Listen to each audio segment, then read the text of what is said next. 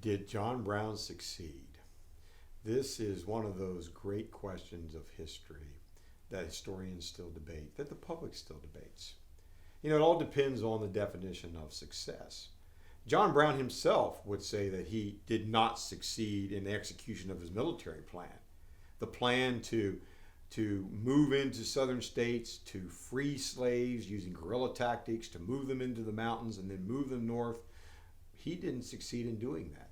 So by that standard, Brown failed. He himself said that he was a failure with regard to what his plan was. He certainly didn't get out of Harpers Ferry. The plan was to get out of Harpers Ferry. He didn't succeed in capturing the weapons. Well, he actually did capture them, but he didn't move them. He didn't get them out of Harpers Ferry. He himself would be captured in Harpers Ferry. And so if you just finish John Brown, if you finish him, the key word finish him, at Harpers Ferry, he's a failure, an absolute failure. But the point is that Brown was not finished there. He was not killed. He survives.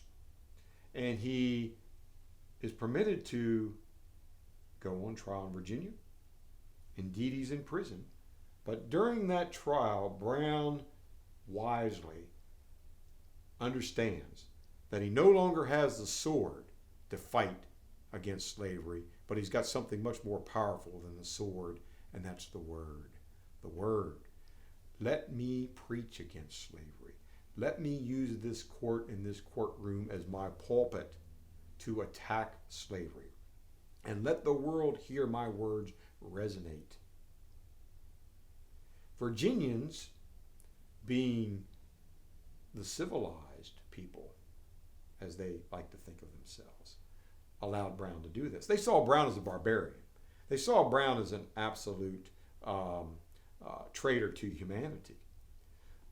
They saw Brown as being beneath them, but they also understood that they needed to allow law to prevail. They felt that they could not possibly be assailed by anyone if the law was allowed to rise and to try John Brown. So Brown is tried for murder. People died during the raid. Treason.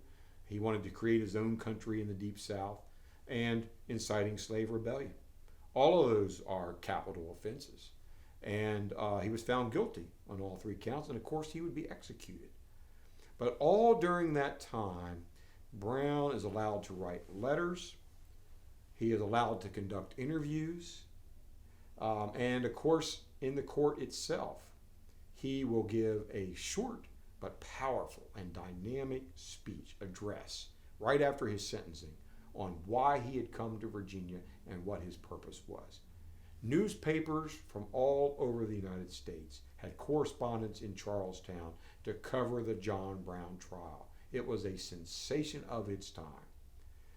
And Brown's words soon were read in papers from Boston to Atlanta, from New York to New Orleans. And depending on where you resided, you read those words differently. Depending on where you lived, you had a different understanding of John Brown and his intentions. I guess the way to answer John Brown and the question of did he succeed is to use Brown's words himself. On the day of his execution, he wrote out in longhand a note that he would hand to his jailer. He would give this to him before he would climb the scaffold. Ultimately, the execution occurs on December the 2nd, 1859.